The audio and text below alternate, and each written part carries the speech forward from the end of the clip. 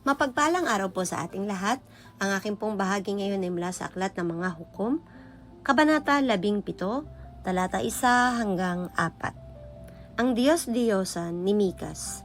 Sa kaburulan ng Ephraim ay may nakatirang isang tao na Mikas ang pangalan. Minsan, sinabi niya sa kanyang ina, "Nang mawala ang 1,100 ninyong pilak, narinig kong sinumpa ninyo ang nagnakaw. Ako po ang kumuha. Heto po, isinasauli ko na sa inyo." Pagkatanggap sa mga pilak, sinabi ng ina, "Pagpalain ka ni Yahweh, anak ko. Ang mga pilak na ito'y ihahandog ko kay Yahweh upang gawing imahen para hindi mangyari sa aking anak ang sumpa. Kaya nga po ibinabalik ko sa inyo," sagot ni Mikas. Nang ibalik ni Mikas ang pilak ng kanyang ina, kinuha nito ang 200 piraso at ibinigay sa isang platero upang gawing imahen. Pagkayari, inilagay niya ito sa bahay ni Mikas.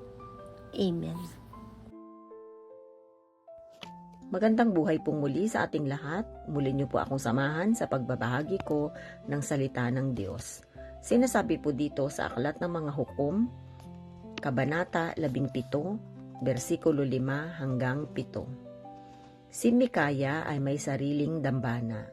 Mayroon din siyang iba't ibang Diyos-Diyosan at ang saserdote niya ay isa sa kanyang mga anak. Nang panahong iyon, walang hari ang Israel, kaya malayang nagagawa ni Numan ang kanyang maibigan. Samantala sa Bethlehem, Huda ay may isang kabataang Levita. Ito po ang mga salita ng Diyos. Amen. Ang Aklat ng Mga Hukom, Kabanata 17, versikulo 8 hanggang 10. At ang sabi, isang araw, umalis siya para maghanap ng matitirahan sa ibang lugar. Sa kanyang pag-alis, napadaan siya sa bahay ni Mikas sa kabundukan ng Ephraim. Tinanong siya ni Mikas, "Taga saan ka?" Sumagot siya, "Taga Bethlehem po ako, nasakop ng Juda, at isa po akong Levita. Naghahanap po ako ng matitirahan." Sinabi ni Mikas, "Dito ka na lang tumira kasama ko, gagawin kitang tagapayo ko at pari. At bawat taon bibigyan kita ng 10 pirasong pilak, bukod pa sa mga damit at pagkain na ibibigay ko sa iyo." Pumayag ang Levita sa sinabi ni Mikas at itinuring siya ni Mikas na isa sa kanyang mga kaanak. Ito ang salita ng Diyos. Amen.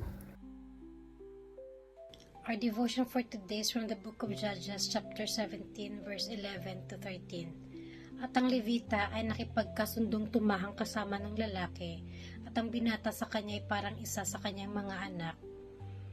At itinalaga ni Mikas ang Levita, at ang binata ay naging kanyang saserdote at nasa bahay ni Mikas.